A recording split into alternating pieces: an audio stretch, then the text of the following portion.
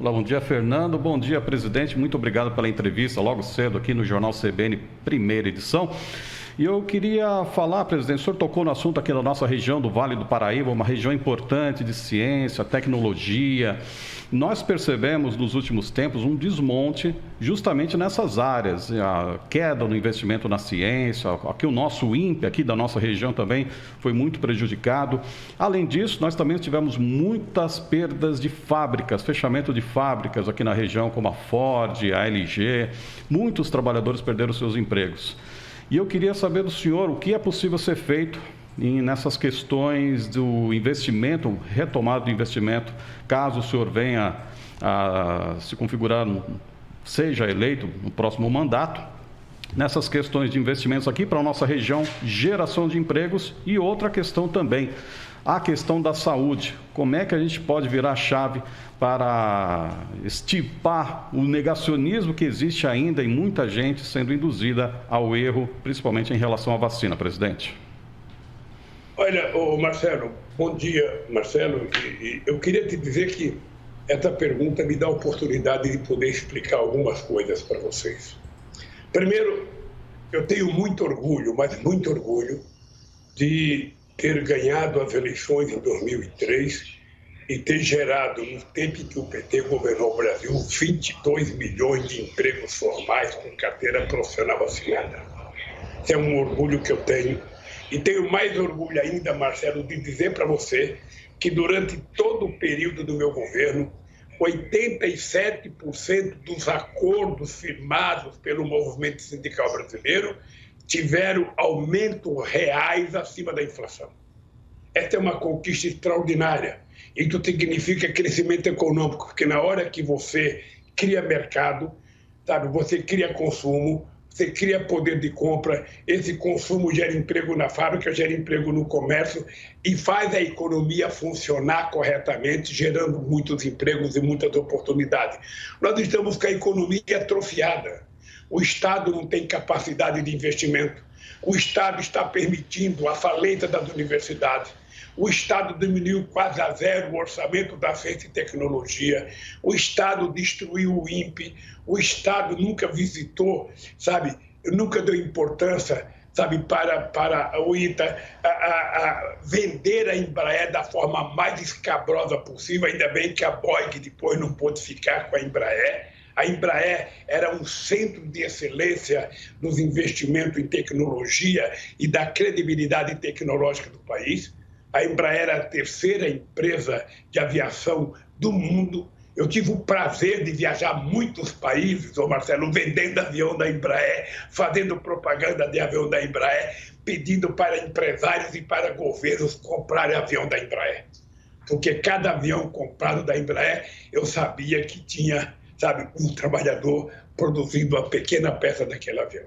Mas o que é que nós temos que fazer agora? Primeiro, nós temos que recuperar o crescimento econômico. O crescimento econômico ele se dá de duas formas. Primeiro, o presidente da República tem que ter muita credibilidade, tem que ter um modelo econômico que seja previsível. Você precisa convencer, sabe, a sociedade interna e externa para que haja investimento. De preferência, se você puder convencer, o investimento direto externo é muito importante, mas você precisa convencer os empresários internos a fazer investimento. Os empresários serão convencidos de duas formas. Uma, se ele perceber que o governo está acreditando no que ele fala e o governo colocar dinheiro, porque o poder público tem que ser, em muitos casos, o indutor do desenvolvimento.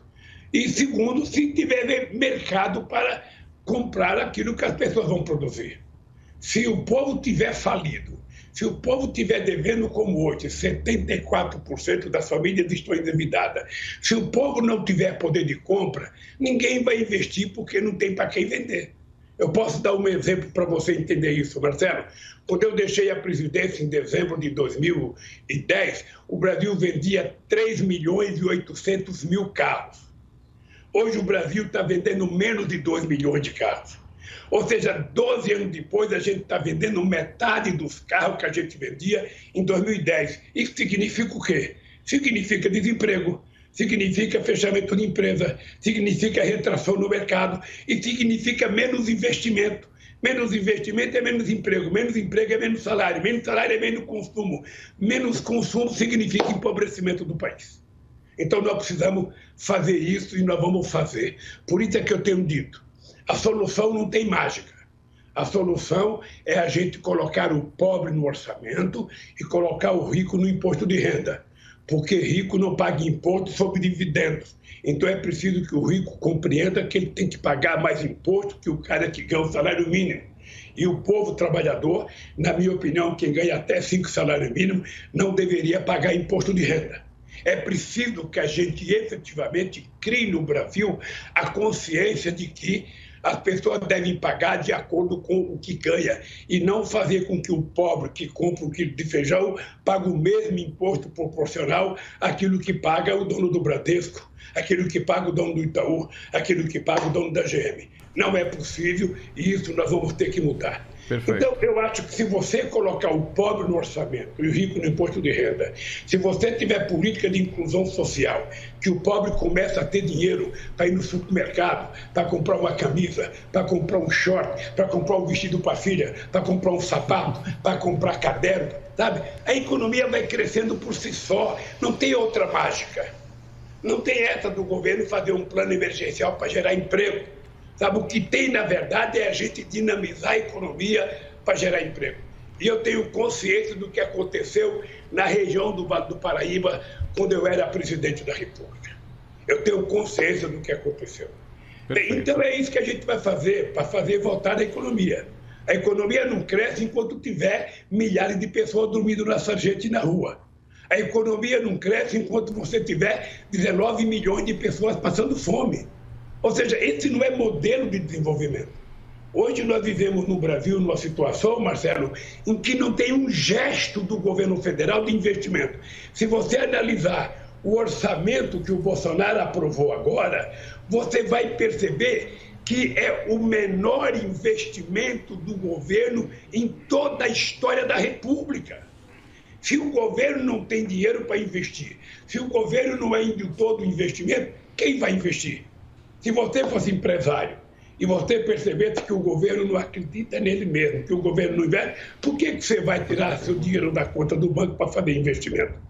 Você precisa, primeiro, que o governo seja sério, segundo, que tenha consumidor para comprar o produto que você vai produzir. E é isso que nós vamos fazer nesse país. Nós já fizemos uma vez.